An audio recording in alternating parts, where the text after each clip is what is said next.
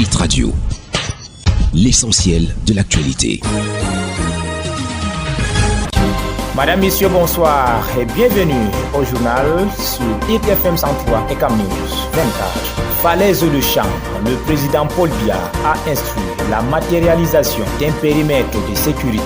Le ministre de l'administration territoriale, Paul Atangandji, aborde le bilan des 2 éboulements successifs qui a été établi après les recherches effectuées après la survenue du drame. Sous la coordination du gouverneur de la région de l'Ouest, une équipe technique du ministère des Travaux publics est descendue sur le site pour dégager la chaussée et rétablir la circulation sous cet important axe routier. Au cours des travaux, un autre éboulement plus dense est survenu au même endroit. 3 bulldozers qui dégageaient la route ont été ensevelis avec 2 occupants ainsi que des véhicules de transport stationnés à bord, indique le communiqué. Paul Atangandji évoque dans son communiqué les instructions données par le président de la République Paul Biya après avoir été informé de la survenue du glissement de terre. Informé de cette catastrophe, le chef de l'État, son Excellence Paul Biya, a instruit l'encadrement des populations et des usagers par les autorités administratives à travers la matérialisation d'un périmètre de sécurité autour du site, la prise en charge des victimes et la poursuite des recherches pour retrouver d'éventuels survivants. Lit-on dans le communiqué. Paul Atangandji ajoute que seules les équipes de secours et les équipes techniques dédiées au déblayage de la chaussée ont accès au site. Les régions septentrionales ont désormais leur ambassadeur au Salon international de promotion de l'entrepreneuriat jeune édition 2024 prévue en décembre prochain à Yaoundé. Ils viennent d'être sélectionnés à Garoua à l'issue de l'atelier Youth Connect Botcam zonal Pôle Septentrion organisé par le MINJEC avec le partenariat du PNUD et ONIFAM. En présidant la double cérémonie de clôture du Botcam et de l'atelier, le ministre Mounouna Futsou a encouragé les 15 jeunes porteurs de meilleurs projets et les engage à maturer davantage leurs initiatives pour être dans les 11 nationales. La double cérémonie de clôture du Botcam zonal du pôle septentrion dans le cadre du programme Youth Connect Cameroun et de l'atelier de renforcement de capacité des responsables locaux a permis au ministre Mounouna Futsou de remettre les prix des concours des œuvres des vacances citoyennes patriotiques 2024 dont le maire de la ville de Garoua, Mboura Beladi, est l'un de 3 vainqueurs.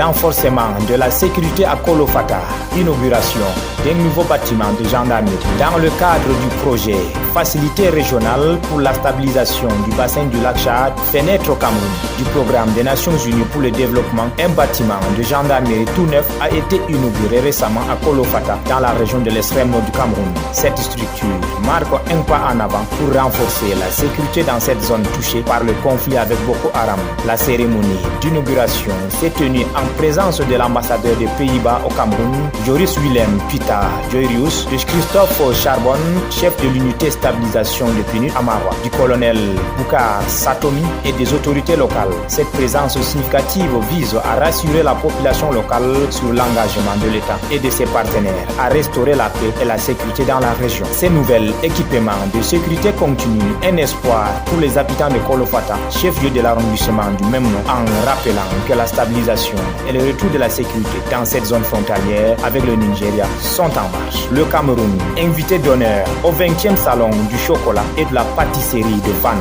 Le Cameroun sera à l'honneur lors de la 20e édition du prestigieux salon du chocolat et de la pâtisserie de Vannes en France du 8 au 11 novembre 2024 sous le thème La fête et la gourmandise. Cet événement rassemblera plus de 100 exposants venus de tout horizon pour célébrer les délices sucrées. Le salon accueillera des artisans et maîtres chocolatiers qui présenteront leurs créations en chocolat, pâtisserie, boulangerie, confiserie, glace, café, thé, fruits secs et bien d'autres délices sucrées. Ce sera l'occasion pour le public de découvrir une large gamme de spécialités gourmandes tout en mettant en lumière les talents des différents pays producteurs. La délégation camerounaise conduite par le ministre du Commerce Luc Magloire Mbaka à Tangana représentera le pays à cet événement d'envergure.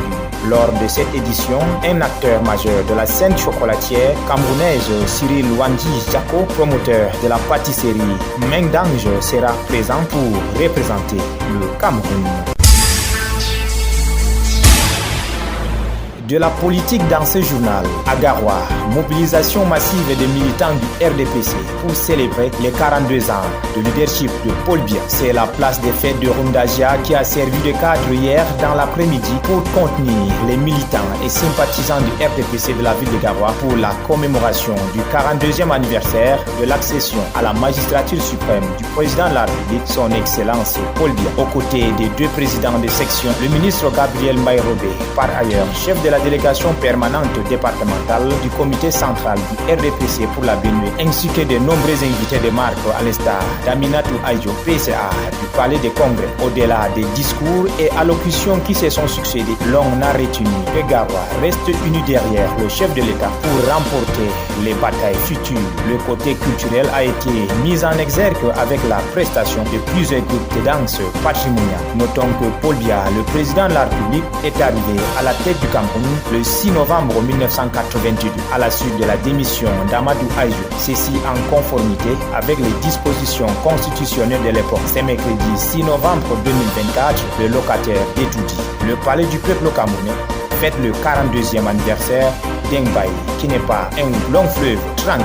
Faut-il le rappeler, le 6 novembre 1982, en effet, à la suite de l'annonce de la démission d'Amadou Aïdjo, le 4 novembre, le Premier ministre en fonction depuis 1975 accède aux plus hautes charges de l'État en vertu des mécanismes constitutionnels connus depuis la modification de la loi fondamentale intervenue en juin 1979. En octobre 2018, Paul Biya remportait sa 7e élection présidentielle après celle du 14 janvier 1984, du 28 avril 1988, du 11 octobre 1992, du 11 octobre 1997, du 11 octobre 2004 et du 9 octobre 2011. Le 21 juillet 1990, répondant à une question du journaliste français Yves Mourouzi, Paul Biya souligne: je voudrais que l'histoire retienne de moi l'image de l'homme qui a apporté à son pays la démocratie et la prospérité. Toujours en politique, mais cette fois-ci, nous allons du côté de l'extrême nord, plus précisément du côté du Molvraï, où les militants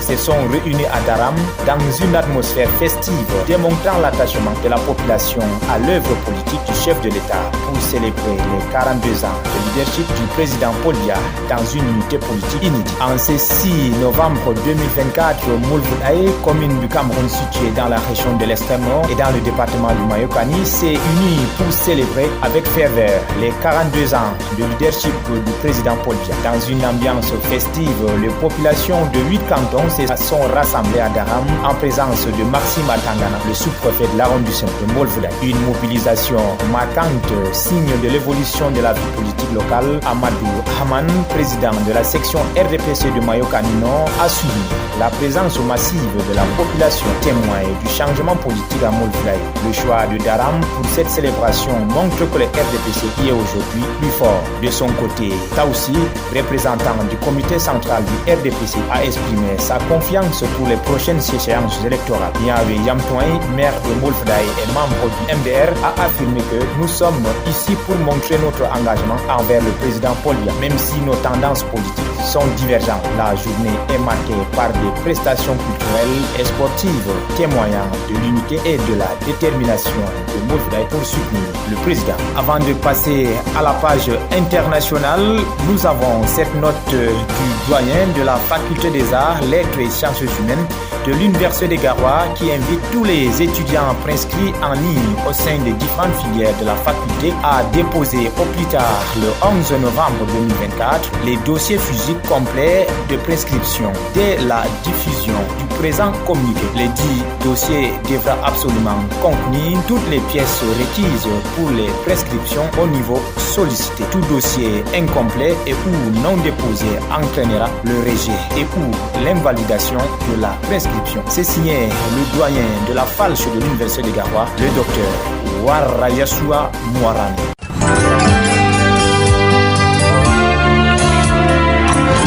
l'actualité internationale. Au-delà donc des frontières camerounaises, RDC, les États généraux de la justice débutent pour tenter de réformer le système judiciaire. Avant le début des travaux, le président Félix Tshisekedi a pris la parole pour orienter les débats et mettre en garde sur un ton ferme les magistrats. Le Congo ne va plus tolérer ni l'incurie, encore moins la complaisance. Le temps des avertissements est révolu. C'est avec une fermeté sans concession que seront prises les mesures nécessaires pour extirper des rangs de la justice ceux qui trahiraient leur mission et par ricochet leur serment. Le Congo attend de vous une justice implacable contre la corruption et l'impunité. Le dirigeant a promis de soutenir les réformes qui sortiront de ces assises. Il a proposé aux participants de soutenir par exemple la mise en place d'un parquet financier pour poursuivre les auteurs des détournements de deniers publics. Félix Tshisekedi défend aussi la mise en place d'un service de renseignement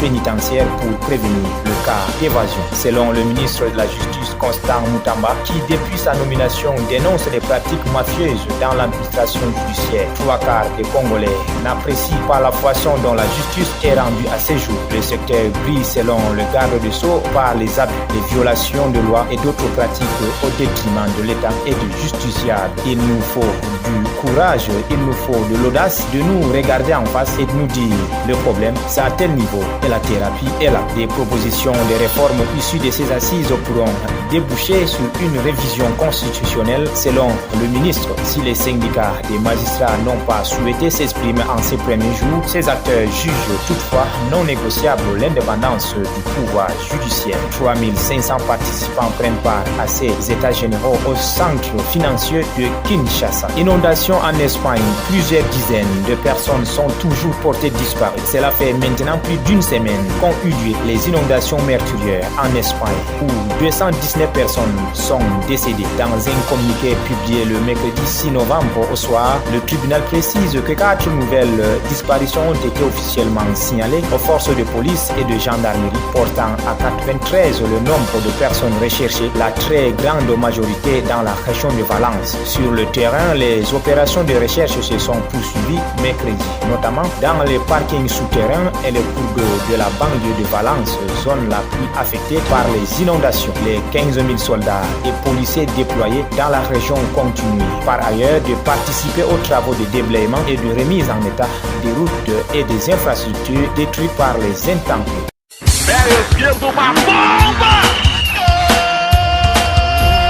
L'actualité des sports.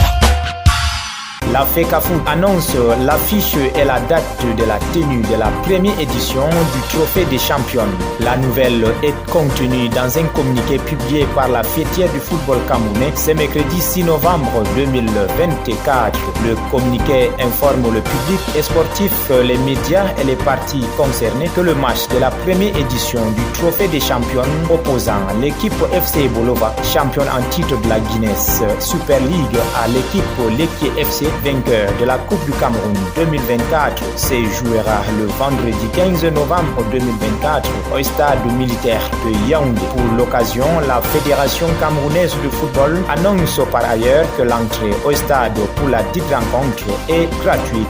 Ligue de champions 25e, le PSG est en position d'éliminer. C'est un symbole de ces mots. Le Paris Saint-Germain occupe le premier rang des virtuels éliminés à mi-parcours de la phase de Ligue de la Champions League, battu à domicile par l'Atlético de Madrid ce mercredi à 2-1.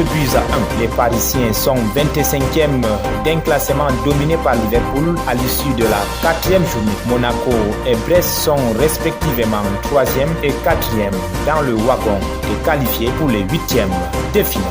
Voilà, madame, messieurs, c'est la fin de ce journal sur Hit FM 103 et Cam News 24. Merci de nous avoir écoutés, surtout ne décrochez pas, car nos programmes se poursuivent. Hit Radio, une info d'avance.